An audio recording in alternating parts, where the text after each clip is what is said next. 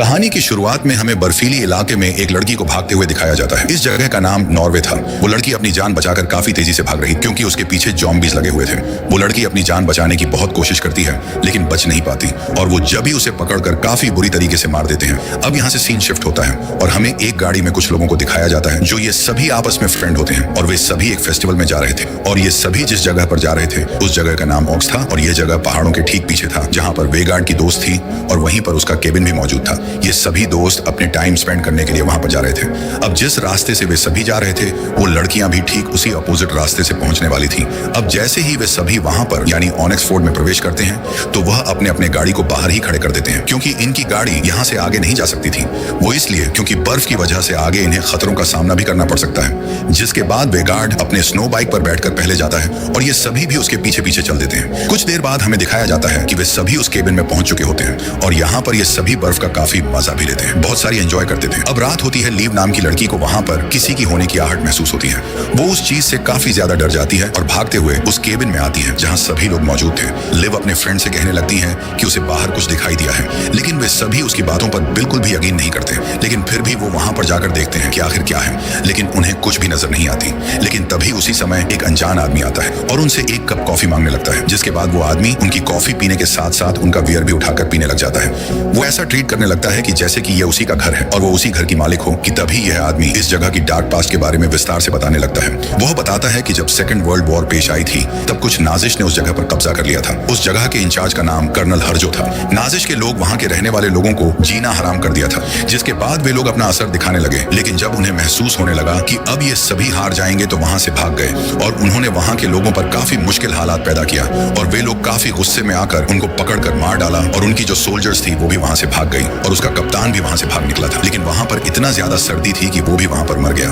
वो कहता है कि मुझे यकीन है कि आज भी यहाँ इस जगह पर बहुत सी एवल पावर्स मौजूद हैं और मैं चाहता हूँ कि वह कभी भी ना जागे। इस बात को सुनकर उन सभी दोस्तों में से जिसका नाम रॉय होता है वह उस आदमी पर हंसने लगता है और उसका मजाक बनाने लगता है। वह कहता है कि हम इन बातों पर बिल्कुल भी विश्वास नहीं करते क्योंकि हम मेडिकल स्टूडेंट्स हैं और साथ में वह यह भी कहता है कि हम नहीं जानना चाहते कि उन एवल या उस पावर्स को खत्म करने का क्या इलाज है। ये बात सुनते ही वो आया हुआ आदमी उसके गले को पकड़ लेता है और कहता है कि जब तुम्हारे शरीर से ऑनर गेन्स को बाहर निकाल दिया जाएगा तो क्या इसका इलाज है तुम्हारे पास और तब उस हालत में क्या करोगे। वो उन लोगों को वार्निंग देते हुए वहां से चला जाता है। कुछ दूर जाकर वह अपना टेंट लगाता है और खाना खाने लगता है कि तभी उसे कुछ आवाजें सुनाई देते हैं। ये सुनकर वह बाहर निकलकर देखने की कोशिश करता है कि यह किस चीज की आवाज है। तभी वह देखता है कि उसके ठीक सामने एक ऊंट खड़ा हुआ नजर आता है। वह आदमी वहां से भागने का सोच ही रहा होता है कि तभी अचानक से एक दूसरा ज़ॉम्बी उसके पास आकर उसकी गले को ही काट देता है। बहुत हिम्मत कर करके वो अपने टेंट में जाता है लेकिन उसी टेंट में ज़ॉम्बी भी चला जाता है और उसे वहीं पर काफी बुरी तरह से मार देता है। उस मरे हुए आदमी की बातें सुनकर वेगार्ड पर काफी असर हुआ था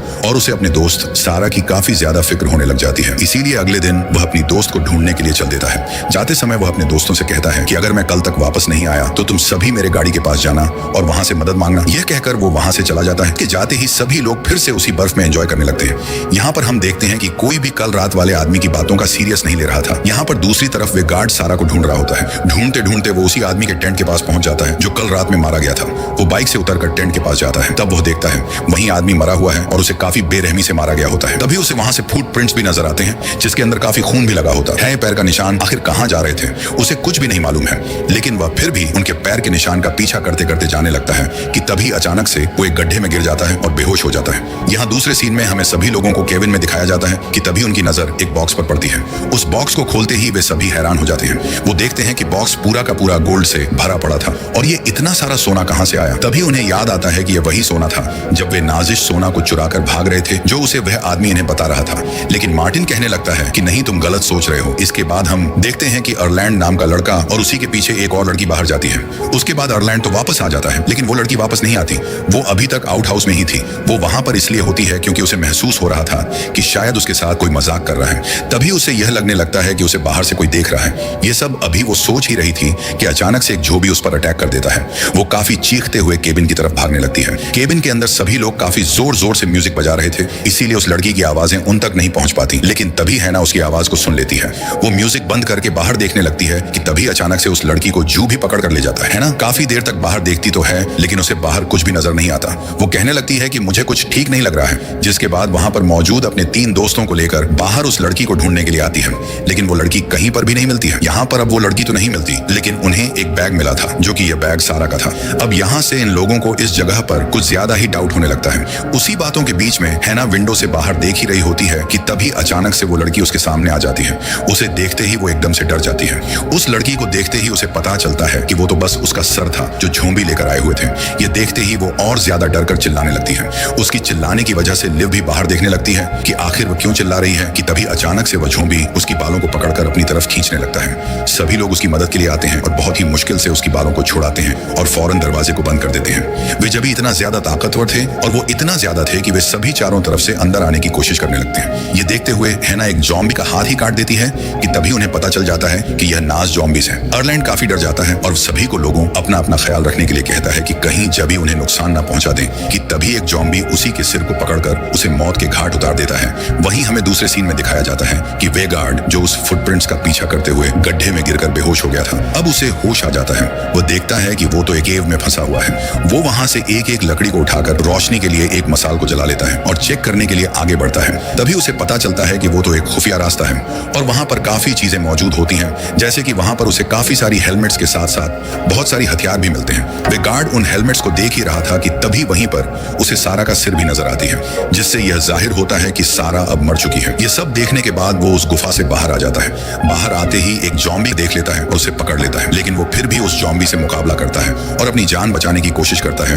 कि तभी हम देखते हैं कि एक और ज़ॉम्बी जमीन से निकल रहा था और दूसरी तरफ केबिन के अंदर के सभी लोग जो बचे हुए थे वो एक प्लान बनाते हैं। वो कहते हैं कि 2 लोग ज़ॉम्बी को अपने बातों में लगाएंगे, मतलब कि उनका ध्यान इधर उधर भटकाएंगे और बाकी के 2 लोग गाड़ी से मदद लेकर आएंगे। यहाँ पर हम देखते हैं कि मार्टिन और रॉय उन ज़ॉम्बी का ध्यान भटकाने लगते हैं और दूसरी तरफ हैना और लिव उस कार की तरफ भागने लगती है। भागते समय वो दोनों अपना रास्ता ही भटक जाती है कि तभी वहां पर ज़ॉम्बीज़ आ जाते हैं। यहाँ पर वेगार्ड, जो उन ज़ॉम्बीज़ से लड़ रहा था, वो उन दोनों ज़ॉम्बीज़ को मारने लगता है और काफी पहाड़ों की ऊंचाइयों से दोनों नीचे गिरकर लटक जाते हैं। तभी वो लटका हुआ ज़ॉम्बी वेगार्ड के गर्दन पर काट लेता है, लेकिन फिर भी वह अपना जान बचाते हुए उस ज़ॉम्बी को नीचे खाई में फेंक देता है और रस्सी के सहारे अपनी जान को बचाने की कोशिश करता है। और दूसरी तरफ हैना और लिव उन ज़ॉम्बीज़ का मुकाबला कर रही थी, लेकिन यहाँ पर हम देखते हैं कि ये दोनों अलग हो जाते हैं। एक ज़ॉम्बी लिव के पीछे पड़ जाता है और उसे पकड़कर उसकी बॉडी को चीर फाड़ देता है, लेकिन वो मरने से पहले एक इलेक्ट्रिक शॉक को पकड़कर उन सभी ज़ॉम्बीज़ के साथ साथ ही अपने आप को ही उड़ा देती है। ये देखकर ज़ॉम्बीज़ का कैप्टन कर्नल हर्जो भी वहां पर आ जाता है। हैना पहाड़ों के टॉप पर खड़ी होती है और वह देखने लगती है कि मदद कहां से ली जाएगी,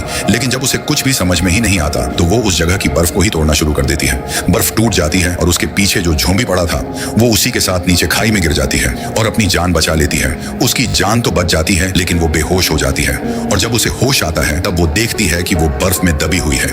उसी के साथ वो ज़ॉम्बी भी था और वो भी उसी बर्फ में दबा हुआ था और वह जिंदा था, जिसके बाद वो वहां से निकलकर उस जबी को मार डालती है। यहाँ पर वेगार्ड की जो उसकी गर्दन कट चुकी थी, वो अपनी गर्दन पर टांके लगाकर अपनी बाइक पर एक गन को रखता है और वहां से निकल जाता है। और मार्टिन और रॉय उन ज़ॉम्बीज़ का ध्यान भटकाने के लिए एक घर में छुपे होते हैं ताकि वो चुपके से उनको मार डाले। रॉय एक आग को बोतल बाहर फेंकने की कोशिश करता है, लेकिन वह घर में ही ब्लास्ट हो जाता है और घर पूरी तरह से जलने लगता है। वहां से दोनों भागकर एक शेड में जाते हैं। शेड में जाते ही वहां पर उन्हें बहुत सारे औजार पड़े हुए मिलते हैं। अब वो डिसाइड करते हैं कि वो इस हथियार से अब ज़ॉम्बीज़ से मुकाबला करेंगे। आगे ये जैसे ही बाहर निकलते हैं तभी वहां पर ज़ॉम्बीज़ की फौज आ जाती है। उन हथियारों की मदद से उन सभी ज़ॉम्बीज़ को एक एक करके मारने लगते हैं और यहाँ पर वो देखते हैं जैसे जैसे ज़ॉम्बीज़ मर रहे थे, एक के बाद एक ज़ॉम्बीज़ से जा रहे थे, कि तभी वहां पर वेगार्ड भी आ जाता है और वह अपनी मशीन गन से उन सभी ज़ॉम्बीज़ को उड़ाने लगता है और सारे के सारे ज़ॉम्बीज़ को मार गिराता है। लेकिन ज़ॉम्बीज़ रुकने का नाम ही नहीं ले रहे थे, एक के बाद एक आते जा रहे थे और वेगार्ड उन्हें मारता जा रहा था। लेकिन इस बार काफी सारे ज़ॉम्बीज़ मिलकर अचानक से उस पर हमला कर देते हैं और उसके बॉडी को कई टुकड़ों में कर देते हैं। ये देखकर मार्टिन काफी गुस्से में आ जाता है और गुस्से में वह अंधाधुंध उन ज़ॉम्बीज़ को मारना शुरू कर देता है। जब वो ज़ॉम्बीज़ को मार रहा होता है कि उसी वक्त हैना भी वहां पर पहुंच जाती है और वो मार्टिन के पीछे खड़ी होती है। उसे लगता है कि वो भी ज़ॉम्बी ही है। ये देखे बगैर वो उस पर ही अटैक कर देता है, यानी उसके गर्दन पर कुल्हाड़ी से वार कर देता है। वो काफी जख्मी हो जाती है और मरने लगती है। ये देखकर मार्टिन काफी उदास हो जाता है, लेकिन यह वक्त अफसोस करने का नहीं बल्कि अपनी जान को बचाना था, क्योंकि उसके सामने काफी सारे ज़ॉम्बीज़ की एक फौज लगी हुई थी।